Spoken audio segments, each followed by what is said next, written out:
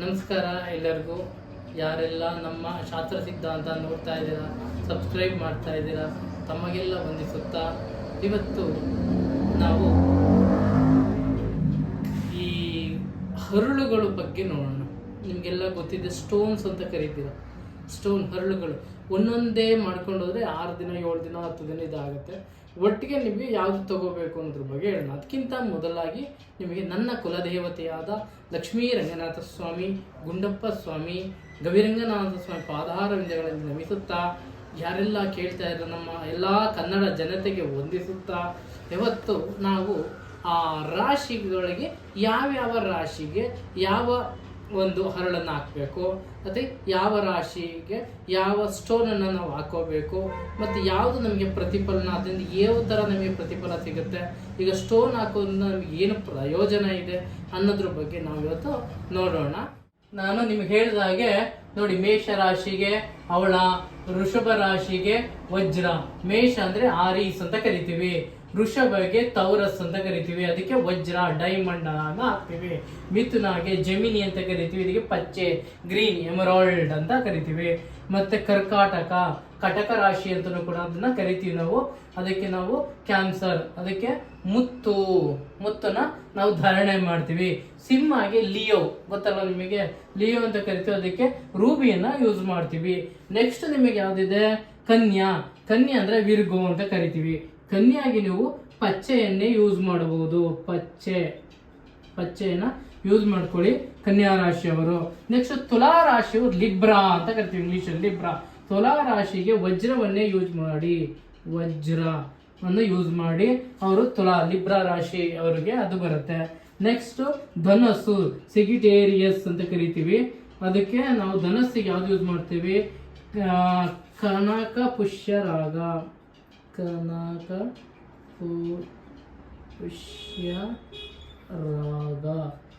ನಾವು ಕರಿತೀವಿ, ಕನಕ ಪುಷ್ಯರಾಗ ಕರಿತೀವಿ, ಅದಕ್ಕೆ ಧನಸ್ಸಿಗೆ ಅಂತೀವಿ.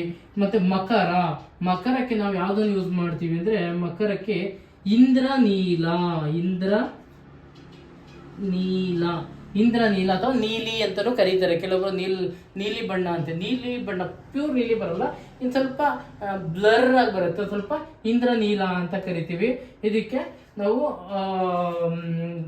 ಇದು ಇಂದ್ರನೀಲಗೆ, ಮಕರಕ್ಕೆ ಇಂದ್ರನೀಲವನ್ನು ಯೂಸ್ ಮಾಡ್ತೀವಿ. ನೆಕ್ಸ್ಟ್ ವೃಷಭಗೆ ಕುಂಭಗೆ ಇದಕ್ಕೂ ಕೂಡ ಸೇಮು ಇಂದ್ರನೀಲವನ್ನೇ ನೀವು ಮಕರ ಮತ್ತೆ ಕುಂಭಕ್ಕೆ ಸ್ಯಾಟರ್ನ್ ಶನಿನೇ ಅಧಿಪತಿ ಆಗಿರುವುದರಿಂದ ಇಬ್ಬರಿಗೂ ಒಂದೇ ಬರುತ್ತೆ. ಹಾಗಾಗಿ ನಿಮ್ಗೆ ಇಲ್ಲಿ ಚೇಂಜಸ್ ಏನು ಇರಲ್ಲ. ಇಂದ್ರಜಾಲವನ್ನೇ ಇಲ್ಲಿ ಕೂಡ ನೀವು ಇಂದ್ರನೀಲವನ್ನ ಇಲ್ಲಿ ನೀವು ಯೂಸ್ ಮಾಡ್ತೀರಾ. ಮೀನ ಪೀಸಸ್ ಅಂತ ಕರಿತೀವಿ, ಪೀಸಸ್ ಯಾವ್ದು ಯೂಸ್ ಮಾಡ್ತೀವಿ, ಇದಕ್ಕೆ ಯಾವ್ದು ಮೀನ ಮತ್ತೆ ನೋಡಿ ಇಲ್ಲಿ ಯಾವ್ದಕ್ಕೆ ಧನಸ್ಸು ಮತ್ತೆ ಮೀನ. ಧನಸ್ಸಿಲಿದೆ ನೋಡಿ, ಇದಕ್ಕೆ ಗುರು ಅಧಿಪತಿ, ಯಾರಿಗೆ ಧನಸ್ಸಿಗೆ ಗುರು, ಮತ್ತೆ ಮೀನಾಗೆ ಯಾರು ಅಧಿಪತಿ, ಗುರು, ಜುಪಿಟರ್ ಅಂತೀವಲ್ಲ, ಗುರುನೇ ಅಧಿಪತಿ ಆಗಿದೆ. ಇಲ್ಲಿಗೂ ಕನಕ ಪುಷ್ಯರಾಗವನ್ನೇ ಯೂಸ್ ಮಾಡ್ತೀವಿ ಈ ಎರಡಕ್ಕೂ. ಇದನ್ನ ನೀವು ಬೇಕು ಅಂದ್ರೆ ಸ್ಕ್ರೀನ್ ಶಾಟ್ ತಗೊಳ್ಳಿ. ನೆಕ್ಸ್ಟ್ ನಿಮಗೆ ಯಾವ ರೀತಿ ನಾವು ನೋಡಿ, ಇನ್ನೊಂದು ರಾಶಿಯ ಮೇಲೆ ಇದು ಬೇಸಿಕ್ ನಿಮಗೆ ನಾಲೆಡ್ಜ್ ಇರಲಿ ಅಂತ ಹೇಳ್ತಾ ಇರೋದು. ಈಗ ನಿಮಗೆ ಹರಳನ್ನೇ ಯೂಸ್ ಮಾಡಿ ಇಲ್ಲಿ ನೀವು ಯಾವ ರೀತಿ ಇದನ್ನ ನಾವು ಡಿಸೈಡ್ ಮಾಡಬೇಕು ಅಂದ್ರೆ, ರಾಶಿ ಮೇಲೆ ಒಂದು ಇದ್ರ ಮೇಲೆ ನೀವು ಅದನ್ನ ತಗೋಬೇಡಿ ಕಲರ್ಗಳನ್ನ. ಸುಮ್ಮನೆ ಅದಕ್ಕೆ ವೈಟ್ ತಗೊಳ್ಳಿ, ಇದಕ್ಕೆ ಕೆಂಪು ತಗೊಳ್ಳಿ, ಮಾರ್ಕ್ ಬಂದ ತಕ್ಷಣ ಕೆಂಪು ತಗೊಳ್ಳಿ, ಆತರ ತಗೋಬೇಡಿ.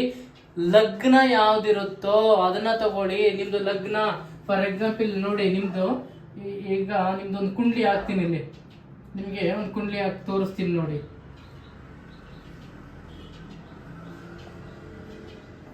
ಈಗ ಮೇಷ ಅಂತ ತಿಳ್ಕೊಂಡಿದ್ವಿ, ಮೇಷ ಅಂದ್ರೆ ಆರೀಸ್ ಅಂತ ಕರಿತೀವಿ. ಮೇಷ 1ನೇ ಮನೆ ಅಂತ ತಿಳ್ಕೊಳ್ಳಿ. ಈಗ ಲಗ್ನ, ಇವನು ಹುಟ್ಟಿದ ಲಗ್ನ ಯಾವ್ದಿರುತ್ತೋ ಅದ್ರ ಮೇಲೆ ನಾವು ನಮ್ಮ ಬಣ್ಣ, ನಾವೇನ್ ಸ್ಟೋನ್ ಏನ್ ಯೂಸ್ ಮಾಡ್ತೀವೋ ಅದನ್ನ ತಗೋಬೇಕಾಗತ್ತೆ. ಈಗ ನಂದನ್ನೇ ಒಂದು ಎಕ್ಸಾಂಪಲ್ ಕೊಡ್ತೀನಿ ನಿಮಗೆ. ನಂದು ಈಗ ತುಲಾ ರಾಶಿನಲ್ಲಿ ನಾನು ಹುಟ್ಟಿದೀನಿ, ತುಲಾ ರಾಶಿ ನನಗೆ ನಾನು ಲಗ್ನ ಬಂದು ನನಗೆ ಯಾವ್ದಿದೆ, ಲಗ್ನ ನನಗೆ ತುಲಾ ರಾಶಿ ತುಲಾ ಆಗಿರುತ್ತೆ. ಲಗ್ನ ಯಾವುದು ಅಂತ ತಿಳ್ಕೊಳ್ಳಿ. ಈಗ ಫಾರ್ ಎಕ್ಸಾಂಪಲ್ ಲಗ್ನ ಕುಂಭ ಲಗ್ನ ಬಂತು ಅಂದ್ರೆ ಕುಂಭ, ಇಲ್ಲಿ 2 ಲೈನ್ ಕೊಟ್ಟಿರ್ತಾರೆ, ಅದು ನಿಮ್ಮ ಲಗ್ನ ಆಗುತ್ತೆ. ರಾಶಿನ ಲಗ್ನಕ್ಕೂ ನೀವು ಒಂದೇ ಮಾಡಬೇಡಿ. ರಾಶಿನೇ ಬೇರೆ, ಲಗ್ನನೇ ಬೇರೆ. ನಿಮ್ದು ಯಾವ ಲಗ್ನ ಇರುತ್ತೋ ಅದನ್ನ ನೀವು ಯೂಸ್ ಮಾಡಿ. ಯಾವುದೇ ಕಾರಣಕ್ಕೂ ರಾಶಿ ಚಕ್ರಕ್ಕೆ ನೀವು ಹಾಕೊಳ್ಳೋದು ಅಷ್ಟೊಂದು ಉತ್ತಮ ಅಲ್ಲ ಅನ್ನುವುದು ನನ್ನ ಭಾವನೆ.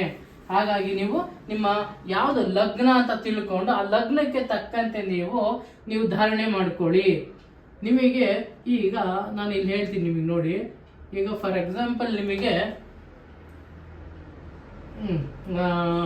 ನಿಮಗೆ ಈಗ ಮೇಷ ಲಗ್ನದಲ್ಲಿ ಇದೀರಾ ಅಂತ ತಿಳ್ಕೊ. ನಿಮ್ಮ ಲಗ್ನ ಆಗ ಯಾವ್ಯಾವ ಕಲರ್ನವ್ರು ಹಾಕಬಹುದು ಅಂತ ಅಂದಾಗ ಮೇಷದಿಂದ ನೋಡಿ, 1ನೇ ಮನೆ, ಇದು 1ನೇ ಮನೆ, ಇದು 2, ಇದು 3, ಇದು 4, 5, 6, 7, 8, 9, 10, 11, 12.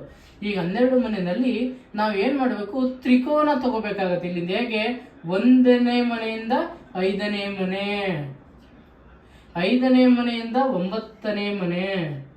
ಈಗ ತ್ರಿಕೋನ ಸ್ಥಾನ ಅಂತ ಕರಿತೀವಿ. ಇದಕ್ಕೆ ಏನಂತೀವಿ, ತ್ರಿಕೋನ ಸ್ಥಾನ. ಈ ರೀತಿ ತ್ರಿಕೋನ, ಇದು 1, 5, 9, ಇದು ತ್ರಿಕೋನ ಸ್ಥಾನ. ತ್ರಿಕೋನ ಸ್ಥಾನವನ್ನು ತಗೊಂಡು ನಾವು ಈಗ ಮೇಷ ಲಗ್ನಕ್ಕೆ ಯಾವುದು ಬರುತ್ತೆ ಹೇಳಿದ್ವಿ, ಇಲ್ಲಿ ಹರಳು ಬರುತ್ತೆ ಅಂತ ಹೇಳಿದ್ವಿ ಅಲ್ವಾ. ಲಗ್ನ ಹರಳು ಇಲ್ಲಿಗೂ ಬರುತ್ತೆ, ಇದಕ್ಕೂ ಹರಳೆ ಆಗತ್ತೆ, ಇದಕ್ಕೂ ಹರಳೆ ಆಗತ್ತೆ. ಇಲ್ಲೂ ನೀವು ಹರಳನ್ನ ಹಾಕ್ಬಹುದು, ಇಲ್ಲೂ ಹರಳನ್ನ ಹಾಕ್ಬೋದು, ನೀವು ಇಲ್ಲೂ ಹರಳನ್ನೇ ಹಾಕ್ಬೋದು. ಹರಳು ಅಂದ್ರೆ ಹವಳ, ಹರಳು ಯಾವ ಹರಳು, ಹವಳ. ಇಲ್ಲುವೆ ಹರಳು ಬಂದು ಹವಳ, ಇಲ್ಲಿ ಹರಳು ಬಂದು ಹವಳ. ಹವಳನೆ ನೀವು ಧರಿಸಬಹುದು. ನಿಮಗೆ ಅದು ಕೂಡ ನಿಮಗೆ ಯಶಸ್ಸನ್ನ ತಂದುಕೊಡುತ್ತೆ. ನಿಮಗೆ ಯಾವುದೇ ರೀತಿ ತೊಂದರೆಯನ್ನ ಮಾಡೋದಿಲ್ಲ. ಇದರ ಹಾಕುವುದರ ಉದ್ದೇಶ ನೋಡಿ, ನಾವು ಈಗ ನಂದೇನಂದ್ರೆ ತುಲಾ ರಾಶಿ, ನಂದು ತುಲಾ ಲಗ್ನ ಅಂತ ತಿಳ್ಕೊಳ್ಳಿ ನಂದು, ಅಥವಾ ವೃಷಭ ಲಗ್ನ ಅಂತ ತಿಳ್ಕೊಳ್ಳಿ. ತುಲಾ ಲಗ್ನ ಇರ್ಬೋದು, ವೃಷಭ ಲಗ್ನ. ಶುಕ್ರ ಅಧಿಪತಿ, ಇಲ್ಲಿ ಶುಕ್ರ ಅಧಿಪತಿ ಆಗಿರ್ತಾನೆ. ಶುಕ್ರನಿಗೆ ಯಾವುದು, ವಜ್ರ ಅಂದ್ರೆ ಡೈಮಂಡ್ ನೋಡಿ, ಡೈಮಂಡ್ ನಾನು ಧಾರಣೆ ಮಾಡ್ತಾ ಇದ್ದೀನಿ. ಈ ರೀತಿ ನೀವು ಅದನ್ನ ಡೈಮಂಡ್ ಅನ್ನ ಧಾರಣೆ ಮಾಡೋದ್ರಿಂದ ನಿಮಗೆ ತುಂಬಾ ಚೆನ್ನಾಗಿ ಆಗಿಬರುತ್ತೆ. ನೋಡಿ, ಇದನ್ನ ಈಗ ನಿಮ್ಮ ಕಿರಬೆರಳಿಗೆ ಇಲ್ಲಿಗೆ ಇದಕ್ಕೆ ಹಾರು ಹಾಕಿ, ಇಲ್ಲಾಂದ್ರೆ ರಿಂಗ್ ಫಿಂಗರ್ ಅಂತ ಕರಿತೀವಿ. 4ನೇ ಉಂಗರ್, 4ನೇ ಬೆರಳು. ಈಗ ನೋಡಿ, ಇದು 4ನೇ ಬೆರಳು, ಇದಕ್ಕೆ ನೀವು ಆ ಡೈಮಂಡ್ ಅನ್ನ ಹಾಕೋಬಹುದು. ಆಗ ನಿಮಗೆ ಚೆನ್ನಾಗಿ ನಿಮಗೆ ಎಲ್ಲಾ ಕೆಲಸ ಕಾರ್ಯಗಳು ಚೆನ್ನಾಗಿ ಆಗುತ್ತೆ. ನಿಮ್ಗೆ ಯಾವುದೇ ತೊಂದರೆಗಳಾಗಲ್ಲ. ಈಗ ಇದನ್ನ ಹಾಕೋ ಉದ್ದೇಶ ಏನಂದ್ರೆ, ನಿಮ್ಗೆ ಹಾಕೋದ್ರಿಂದ ನಿಮ್ಮಲ್ಲಿರ್ತಕ್ಕಂತಹ ನೆಗೆಟಿವ್ ವೈಬ್ರೇಷನ್ ನೀವು ದೂರ ಮಾಡ್ಕೋಬಹುದು. ನಿಮ್ಗೆಲ್ಲೋದ್ರು ಯಶಸ್ಸಿರುತ್ತೆ. ನಿಮಗೆ ಆಗಂತ ಹೇಳ್ಬಿಟ್ಟು ನಿಮಗೆ ಇದು ಎಲ್ಲಿದೆ ಅನ್ನೋ ತಿಳ್ಕೊಳ್ಳಿ ಫಸ್ಟ್. ಇನ್ನೊಂದು, ಇದು ಹಾಕಿದ ತಕ್ಷಣ ನನಗೆ ಒಳ್ಳೇದಾಗತ್ತಾ, ಇಲ್ಲ, ನಿಮ್ಗೆ ಹಾಕಿದ ತಕ್ಷಣ ಆಗಲ್ಲ. ನಿಮ್ಗೆ ಹೇಗೆ ಅದು ಒಳ್ಳೇದಾಗುತ್ತೆ ಹೇಗೆ ಅನ್ನೋದನ್ನ ಈಗ ತೋರಿಸ್ತೀನಿ ನೋಡಿ. ನಿಮಗೆ ಇದು ಹೇಗೆ ವರ್ಕ್ ಆಗುತ್ತೆ ಅಂತ ನೀವು ಕೇಳ್ಬೋದಲ್ವಾ. ಈಗ